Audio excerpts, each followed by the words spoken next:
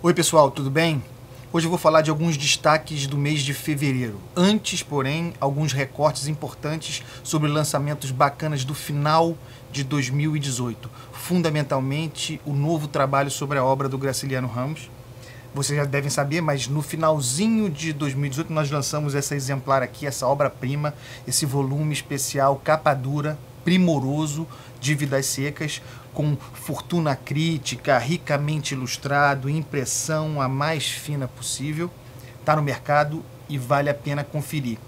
Na celebração da renovação do contrato da obra do Graciliano conosco, com a Record, nós estamos relançando toda a obra do Graciliano Ramos com um novo projeto gráfico. O primeiro a sair foi Vidas Secas, está aqui a capa. O próximo é Angústia, já está engatilhado, e logo depois São Bernardo, e assim será com todos os livros. É um orgulho publicar o Graciliano aqui na Record, e outros projetos especiais virão ao longo dos próximos anos.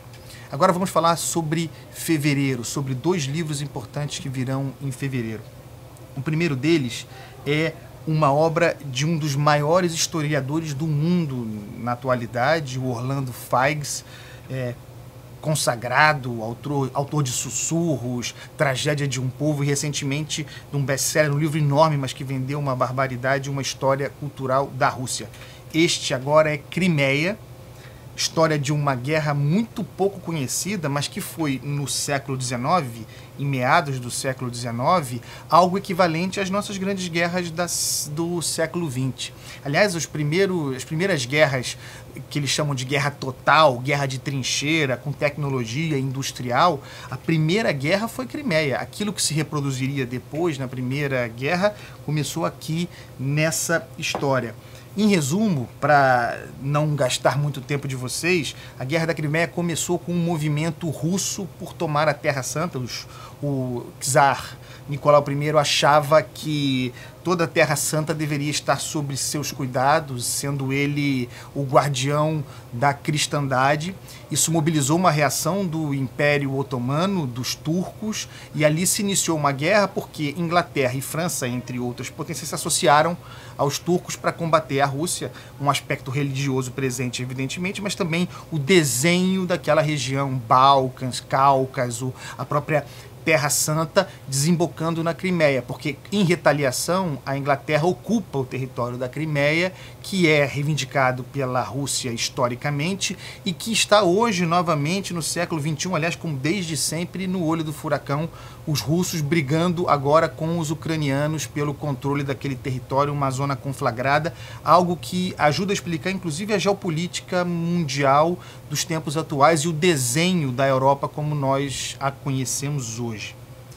Por fim, um dos meus livros favoritos, um prazer muito grande tê-lo editado e poder ler e disponibilizar no mercado, O Pó do Herdeiro, da Sandra Hempel.